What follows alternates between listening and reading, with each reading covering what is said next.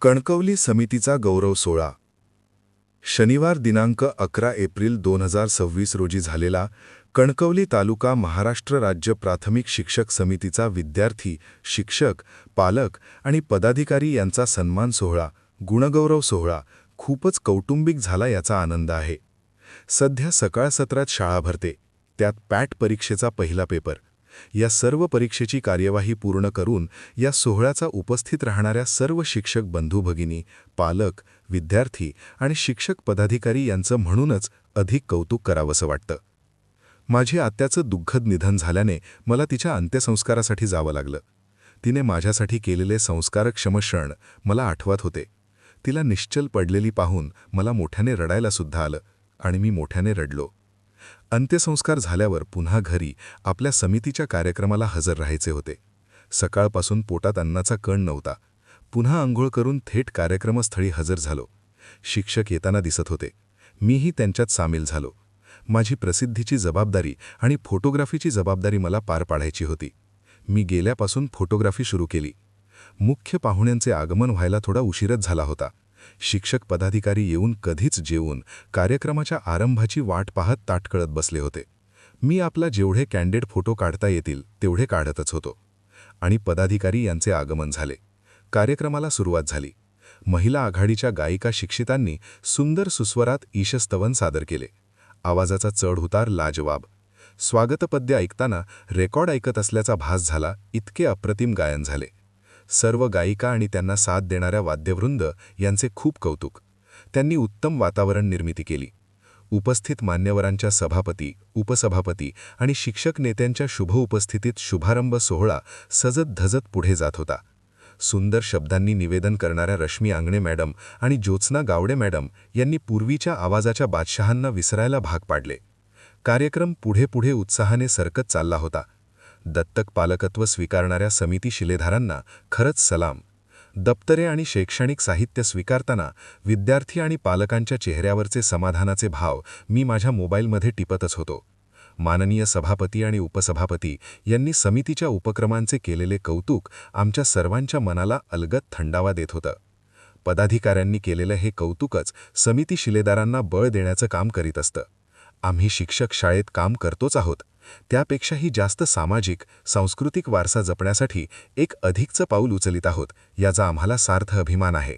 संघटनेचे पाईक म्हणून मला माझी पाठ थोपटून घ्यावीशी वाटली तर नवल वाटायला नको. कित्येक शिक्षकांना त्यांच्या कामानुसार विविध पुरस्कार देण्यात आले. सन्मानित होत असताना त्यांना कृतकृत्य झाल्यासारखं वाटत होतं. शाब्बासकीची थाप पाठीवर मिळत होती. आपली संघटना आपल्या पाठीशी ठामपणे उभी असल्याचा साक्षात्कार होत होताच. एकाच कुटुंबातील विवाह सोहळा असावा आणि तसा सोहळा आपण अनुभवत आहोत असे सभापतींनी म्हटले, यातच सगळं आलं. कणकवली तालुक्यातील विद्यार्थ्यांना जीवन कौशल्यावर आधारित शिक्षण देण्याचा प्रयत्न करू. शासकीय पातळीवर प्रलंबित राहिलेल्या शिक्षक समस्यांचा लवकरात लवकर निपटारा करू.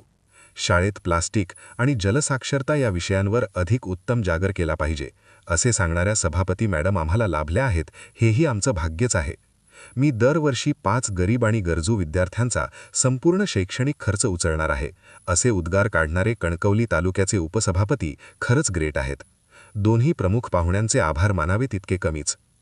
कणकवली सभापती हर्षदा वाळके म्हणाल्या, विद्यार्थी हा देशाचा भावी नागरिक आहे, त्यामुळे त्याच्यावर शालेय जीवनापासूनच पर्यावरण रक्षणाचे संस्कार होणे आवश्यक आहे. केवळ घोषणा न देता प्रत्येकाने आपले घर आणि आपली शाळा प्लास्टिक मुक्त करण्यासाठी प्रत्यक्ष कृती करावी. समाजाच्या जडणघडणीत शिक्षकांचे योगदान अत्यंत अमूल्य आहे आणि ग्रामीण भागातील गुणवंत विद्यार्थी हे शिक्षकांनी घेतलेल्या मेहनतीचेच फळ आहेत. आजच्या काळात वाढती पाणीटंचाई पाहता जलसाक्षरता ही काळाची गरज बनली आहे. त्यामुळे विद्यार्थ्यांनी पाण्याचा प्रत्येक थेंब वाचवण्यासाठी पुढाकार घ्यावा. तसेच विद्यार्थ्यांनी केवळ पुस्तकी ज्ञान मिळवून न थांबता समाजाचे एक उत्तम जबाबदार आणि उत्तम नागरिक बनावे. उपसभापती राजेश सावंत म्हणाले, प्राथमिक शिक्षण समिती केवळ शिक्षकांच्या प्रश्न सोडवण्यासाठी काम न करता गरीब आणि गरजू विद्यार्थ्यांसाठी सामाजिक बांधिलकी जपण्याचे मोठे काम करत आहे, हे पाहून खरोखरच आनंद वाटतो. आजच्या काळात जिल्हा परिषद शाळांची पटसंख्या टिकवणे आणि ती वाढवणे ही काळाची गरज आहे.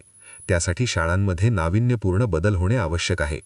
ते पुढे म्हणाले, हुशार आणि गुणवान असूनही केवळ आर्थिक परिस्थितीमुळे कोणताच विद्यार्थी शिक्षणापासून वंचित राहू नये यासाठी सामाजिक संस्था आणि लोकप्रतिनिधींनी पुढाकार घेतला पाहिजे. समितीने राबवलेला हा दत्तक विद्यार्थी उपक्रम अत्यंत प्रेरणादायी आहे. या कार्याला हातभार लावण्यासाठी मी जाहीर करतो की येत्या वर्षात दरवर्षी 5 विद्यार्थ्यांचा संपूर्ण शैक्षणिक खर्च मी स्वतः उचलणार आहे.